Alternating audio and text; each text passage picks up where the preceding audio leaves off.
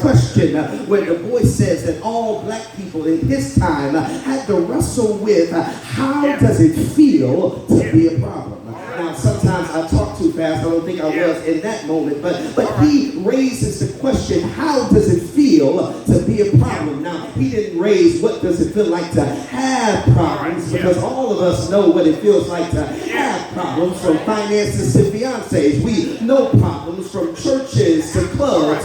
We know problems from the streets down to the suite. We know problems, but the voice, he raises a more existential question. He says, what does it feel like to be a problem when your very nature, your very identity, your very presence, your very language has been problematized because there are people who refuse to understand who you are and understand how you were shaped and how you were made. And my brothers and sisters, 1903 is not as far away as we may want it to be, because this country is still telling us that we are a problem. When you have public schools that look like prison preparatory academies, America is telling us that we are a problem. When you have prisons that are populated with people that look like me and not the people on Wall Street who bankrupt Main Street, America is telling us that we are a problem. When places like Flint and Jackson have poisoned water, America is telling us that we are a problem. When a white nationalist can occupy a seat in Congress, America is telling us that we are a problem. With a racist, bad businessman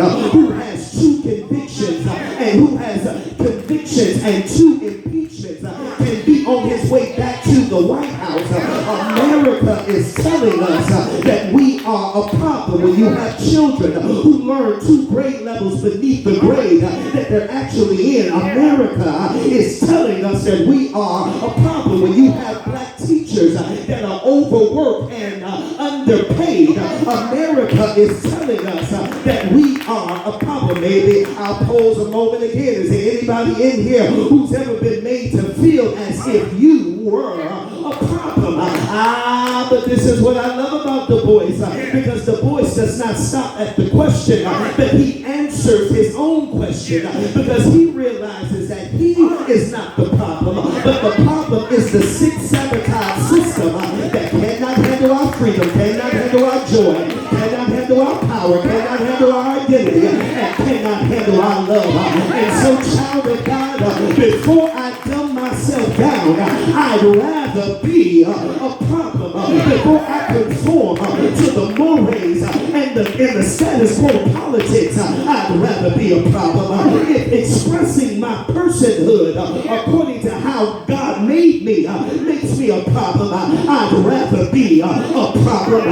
Instead of allowing myself to squeeze into the small boxes of superficial people who believe they can control my future, I'd rather be a problem. I wish there were at least 12 people in the sanctuary today that can say, I was born to be who God made me to be. And if that means being a problem, I'd rather be. I wish somebody came to church today that can say, I'm a problem for small-minded, vision-deficient, nonsensical, efficient, self-righteous folk who don't understand the power of God that is resting on my life. I wish somebody could thank God that you're a problem. Well, Pastor, that's really my word for you today. If people don't sometimes see you as a problem, you're not doing the job God has called you to do. You're called to be a problem to racists. You're called to be a problem to politicians who want to elect their voters instead of voters electing them. You were called to be a problem to rogue police officers and failed school districts. You were called to be a problem to hunger and poverty and sexism. That's what it means to be a child of the Most High God. You are called to be a problem.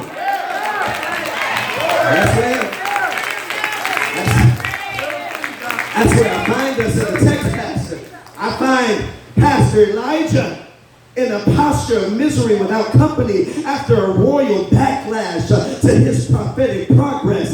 The prophet's life examples how being faithful to the call of God, the call of justice, can produce defeatism when we don't understand that God has actually sabotaged the entire enterprise in our favor when we're committed to love and tenderness and solidarity and human flourishing.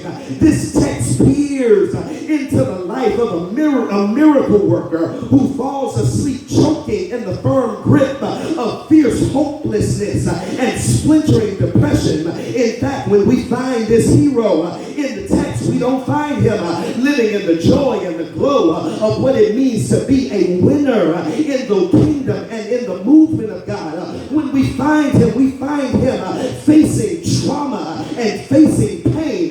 But what he needs to understand is that when life feels as if it has lost its bedrock, and when life feels as if there's no more footing, and sometimes ministry will feel as if there's no way forward, as if there's no opportunity, as if everybody is sabotaging your pathway. There will be times in ministry where it feels as if you are walking alone and no one understands you and nobody's invested in you. There will be times that you show up at hospitals and they still won't appreciate your sacrifice. You will get behind this pulpit, preach every single week, teach every single week, and people will still abandon you and walk away. There will be folk who you love who will cause you trauma and keep trouble to you. But you have to remind yourself that you were created with a divine advantage, and you have more than a fighting chance to win whatever life throws your way. Now, I know I'm talking to pastor, but there's somebody else in here who needs to thank God that when you live on the side of God, God puts God's weight in your corner, and God will ensure that no matter what life throws at you, you can't go hiding, you can't retreat, you can't resign, you can't walk away, you can't give up, but you have to plant your feet, erect your back, lift up your hand, and give God the best of your life. It is. There's no time for hiding, because the world needs the church of love more than ever before. But here's why you can't hide. You can't hide because you need a calculated remembering. I wish that word rememory was mine. It's really Toni Morrison's. Toni Morrison wants us to understand that sometimes you have to lean into your capacity to remember in order for you to withstand the blows and the lashes that life will throw at you. Here, the Elijah we find in chapter 19 is the faintest echo of his former self. Though he defeated Baal and 450 Baalist prophets, his 450 state co-opted chaplains, we find him nihilistically and cowardly cowering in a cave. This is a scene of withdrawal. This is a scene where we don't see Elijah standing in the glory of his last victory. Just one chapter prior to this moment, Elijah calls down fire, and the state-sponsored chaplains of Baal were demonstrated to be in a relationship with a false god, because there was something about the way Elijah showed up that allowed him to see that his God was greater than the God of government. His God was greater than the God of a religion. His God was greater than all the other gods that had manifested the world. Come here, I need someone to really lean into that, because governments may fail, but God does not fail. I'm so grateful that our God is bigger than the gods of America and the gods of government. Your God is bigger than white supremacy. Your God is bigger than militarism. Your God is bigger than materialism. Your God is bigger than broken health care and police brutality. Anybody grateful that when governments fail, God does not fail? I like that right there. Governments fail, but God does not fail. That's why I don't pledge allegiance to a government. I pledge allegiance to God. I don't pledge allegiance to flags with stripes and stars. I pledge allegiance to a holy God who lives on the inside of me. And that's why I can't be bought and paid for. That's why you can't rip my collar. That's why you can't exploit my robe. That's why you can't just get me to say anything and show up anyway.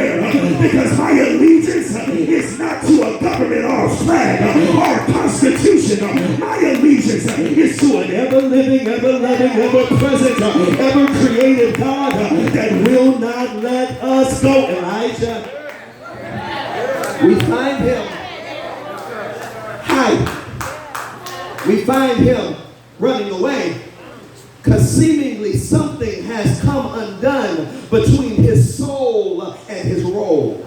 Seemingly there's a disconnect between who he is and who he has to be in the public square. And the text says that Jezebel comes up to him after he defeats her, and she tells him, may my gods do to me what you did to my prophets. If I don't kill you by this time tomorrow. I need you to hear that, because he's running, he's hiding, because Jezebel, the monarch, she makes the promise in the name of her god, Baal, that says, may my gods do to me what you did to my prophets if I don't kill you by this time tomorrow. And the text says he hears the threat and he flees. He hears the threat and he runs away. Now, why this is interesting to me is because he's running he's running from someone who makes a threat in the name of a God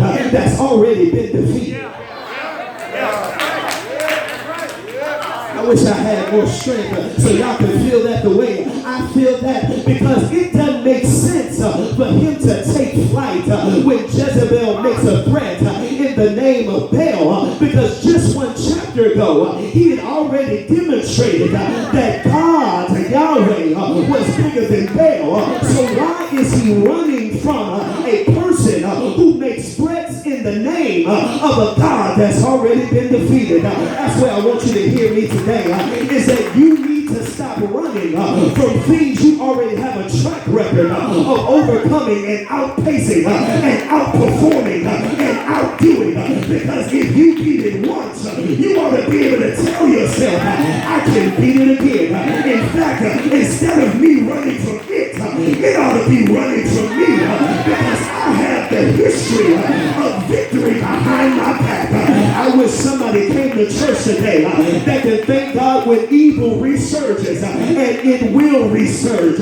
I wish life was a one and done, and the adversary just knew how to run away.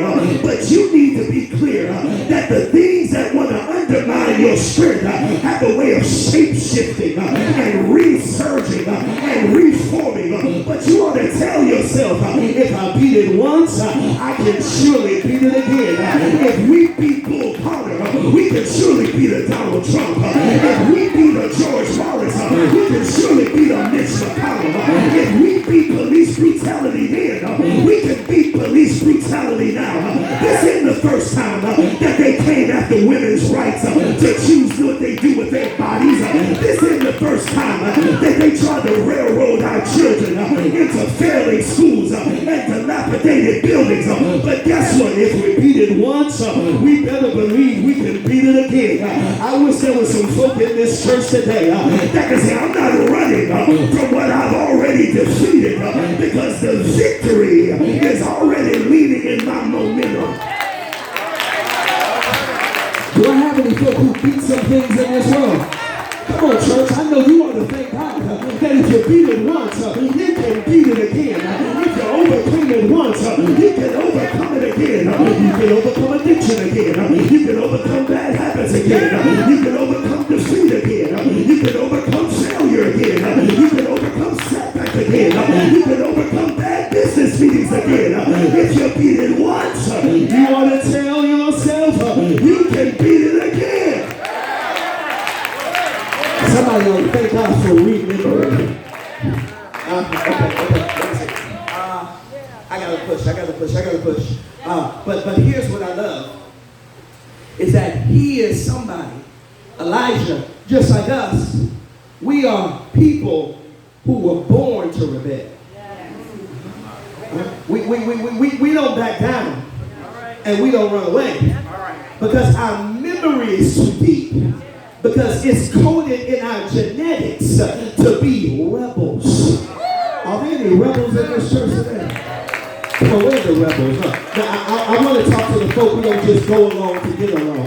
I want to talk to the folk who say good enough ain't never good enough. I want to talk to the folk who say you're not going to just get me to say yes so you'll go away. Anybody here say no, I was born to rebel. I rebel against every force, every structure, every scheme, every plan, every opportunity that tries to diminish me because I was born to rebel. This is what Albert Camus says, David. He says, I rebel, therefore I exist. Every day you wake up, it's a rebellion against what life tried to hold you in place to be and do. I wish there were some rebels who could just talk back to me for one more moment, because Moses rebelled against Egypt and created an Exodus. Caleb rebelled against the cowardly and strengthened the formerly enslaved. Deborah rebelled against Sisera and liberated Israel as a woman, because we were born to rebel.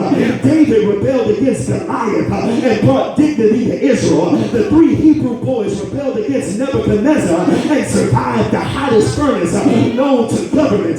That's because we were born to rebel. John the Baptist rebelled against the religious establishment and paved the way for Jesus. Mary Magdalene rebelled against the demonic and reimagined discipleship.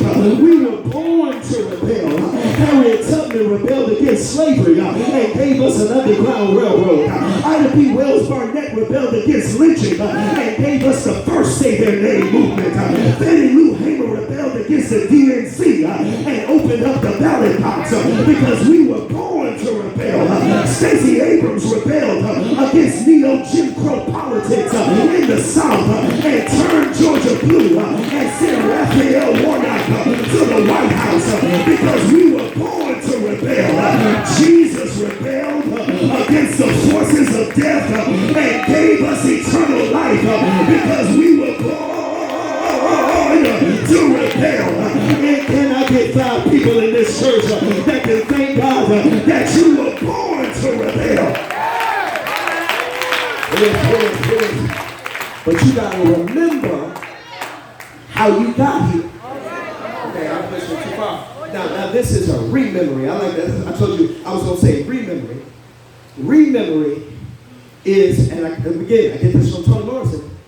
Rememory is when you remember something you forgot you already knew. And there ought to be some folk in here today that can say, I forgot all these wonderful things about how God functions, how God works, how God engages, that sometimes I have to reach into my treasure trove and remember that I forgot God was a healer. I forgot God was a way maker. I forgot God was a provider. Anybody have any testimony about the stuff God has done and you forgot? That's what I love about God. God does so much stuff for me. I can't always remember how good God is. Anybody grateful for a God that good that you can't even remember every single way the Lord has made? I forgot God paid that bill. I forgot God brought my daughter home. I forgot God opened up a pathway. I forgot God made a way out of nowhere. Anybody grateful that God does so much?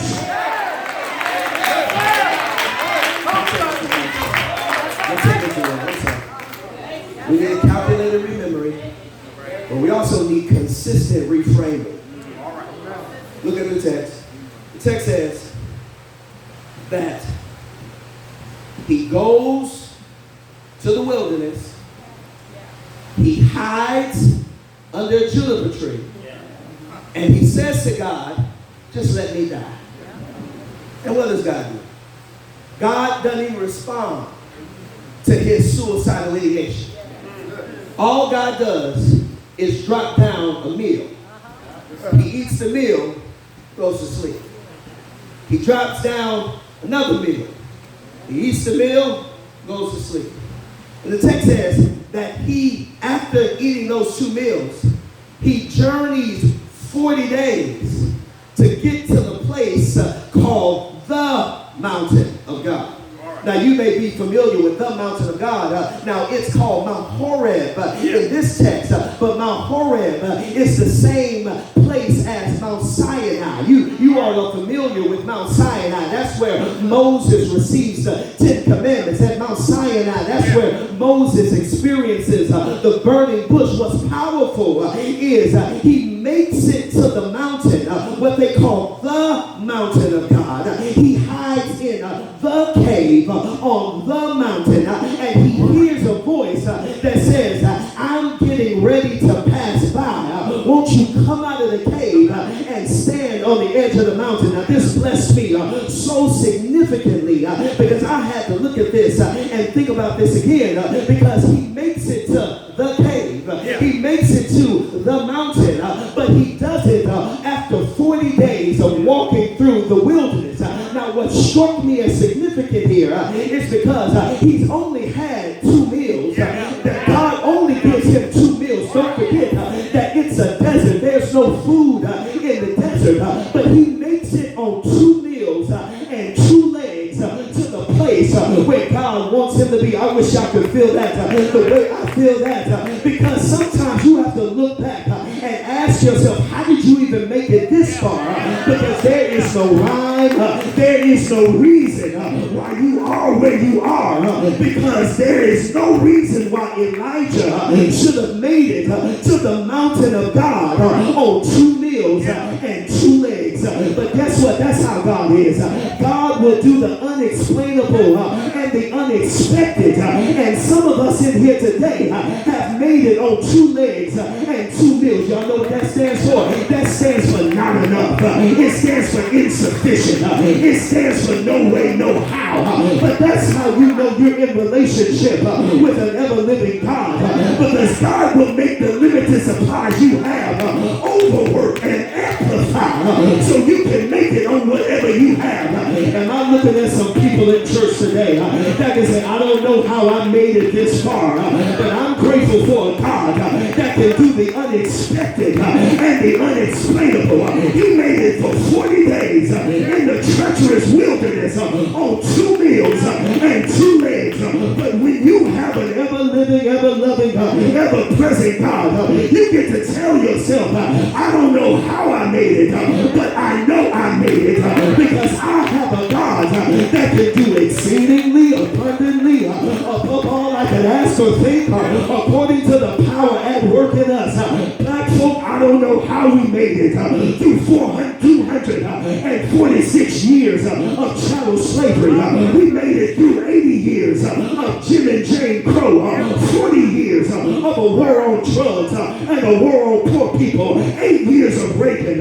We made it through a crime bill and we made it through 4 years of Make America White Again. I don't know how we made it, but I know we serve a God that will give us the power to make it on whatever we have. Am I talking to anybody in here today that can say, you know you shouldn't have made it this far, but somehow God used what you had in order to get you to where you are. Some folks say, I don't even know how I made it to church today. You know how you made it because God can sustain whatever you have to get to the place where God wants you to be. That's why Lucille Clifton says, come celebrate with me because every day something has tried to kill me and it failed. In fact, somebody ought to turn over that pew in front of you because the fact that you woke up this morning is because what should have killed you yesterday failed.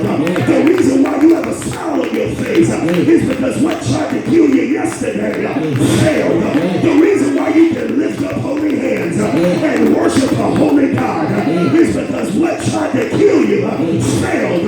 Come celebrate with me that every day something has tried to kill me and it failed. I need somebody in this building that can say I can make it on the unexpected and the unexplainable. I don't know how I made it with this 9 to 5, but God does the unexpected and the unexplainable. I don't know how I did all this with the GED. God does the unexpected and the unexplainable. I don't know how I raised those children with all those hours I worked, but God does the unexpected and the unexplainable.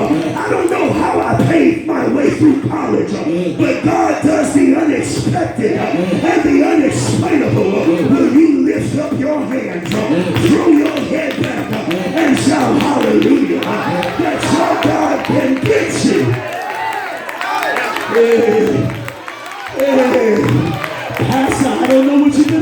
breakthrough.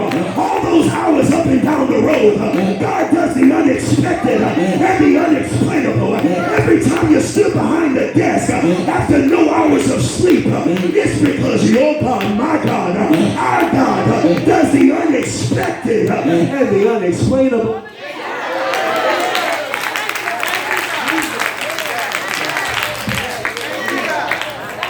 There's no time for hiding because we have a calculated remembering.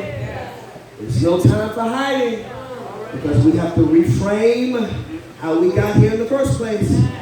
But finally, there's no time for hiding because we need a courageous recalibration. Ooh, I don't know about you, but I'm grateful for encounters with God that revive me from the inside out.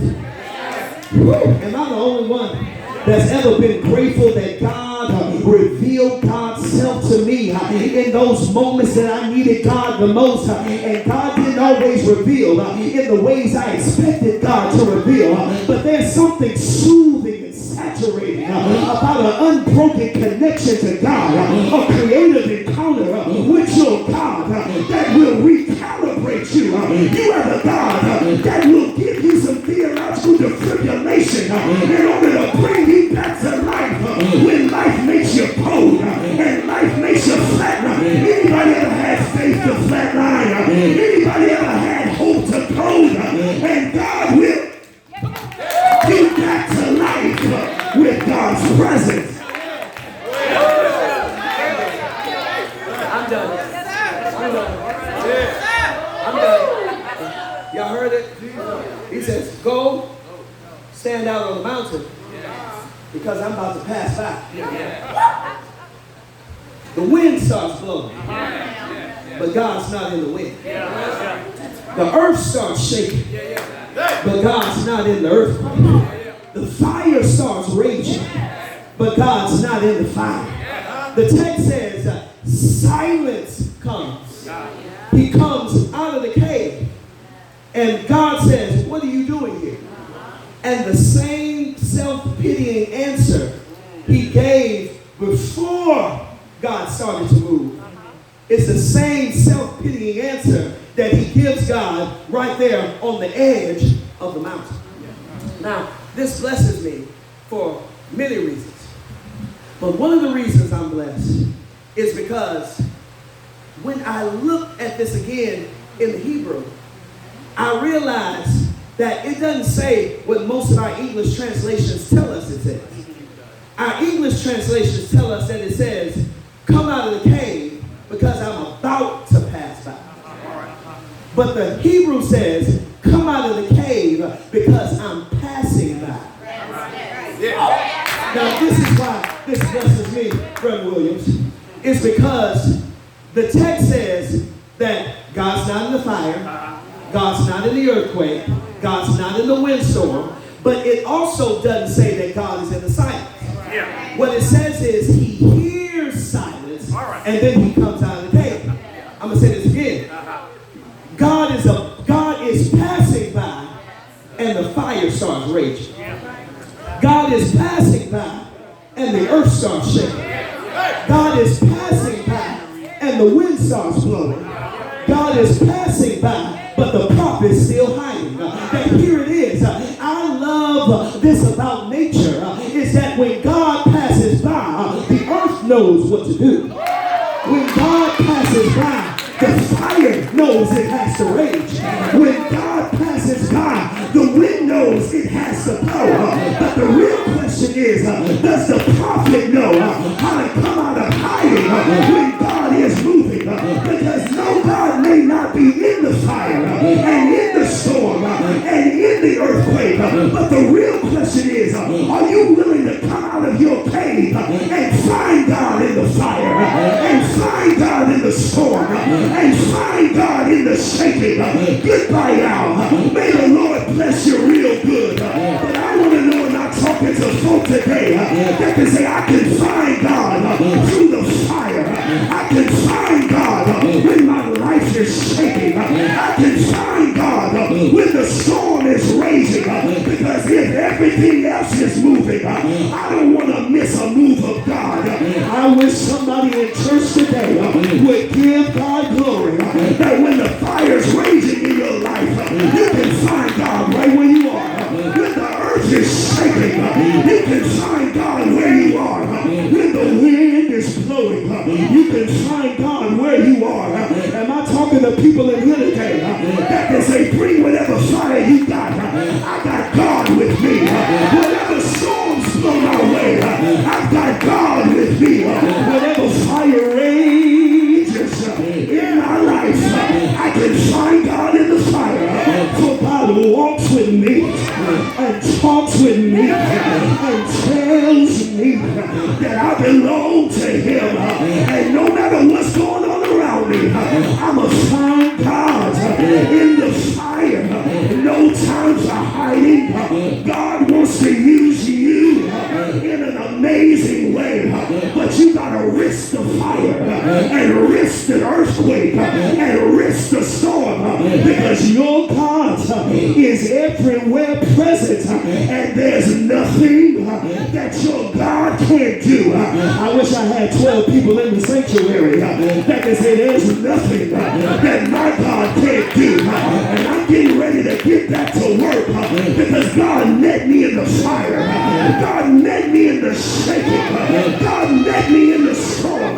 Is anybody's life shaking right now? You better open your eyes and find your God. Is anybody going through the fire at work and fire at home and fire in the public square? And you better find God in the fire, because your God is able to find you exactly where you are, because your God can do all things. I said all things. I said all things. I said all things. Your God can do all things. Yes, ma'am. I'm done, Pastor. I'm done. And I'm grateful for a God that never fails. Several years ago, Reverend Rick, you heard me tell you, several years ago, I went to the hospital and visited one of the members of Mount Zion. She was low sick. We didn't know if she was coming home, but we went to that hospital. We went in that room. We laid hands on her. And then through 2 weeks later, she came home walking and talking. We were told she was going to die. Down south, we would say she was low sick. We didn't think she was coming home, but we went into that room. We laid hands on her. We prayed for her, and she came home 2 weeks later. Now that ought to be enough for you to say. Because if that was your mama in that bed, I bet you wouldn't know how to keep still. You'd be running up and down this aisle if it was somebody in your life. We laid hands on her. And she came home talking, walking. I remember I left that hospital room. I had no clue what was going to happen next. I left that hospital room and I got on the elevator. I get on this elevator. There's a woman with a white lab coat on. She has a stethoscope around her neck. I assume she's a doctor. She has these black shoes on with red on the bottom. Maybe she stepped in something. I don't know. Maybe they were Louboutins. I don't know. But I know that she looked like a doctor. And so I'm being nosy. I said, ma'am, what do you do here? She says, I am a cardiologist specialist. I say, oh, you're a cardiologist. She said, no, sir, I'm a cardiologist specialist. I said, well, what does a cardiologist specialist do? She said, can I give it to you in layman's terms? I'm the one they call when the cardiologist fails. I'm like, this is a bad sister. I said, you must have the bag. She said, I'll do all right. I must let you know, I was looking good that day. I had on a nice blue suit. I had my Kappa cufflinks on. I had a bow tie, white shirt, had monogram on my shirt, because sometimes I forget my initials. I was looking good. And this woman, she asked me, well, what do you do here? I said, well, I don't work here. She says, well, what were you doing here? I said, I came to visit a friend. She said, oh, okay. Well, since you are all in my business, can I get in your business? Or what do you do for a living? I said, can I give it to you in layman's terms? I work for the one they call when you fail. And our God never, ever, ever, ever, ever, ever fails. Your God make a way for you. Your God open doors for you. Your God provide for you. Your God give you strength, because your God never, ever, ever, ever was failed.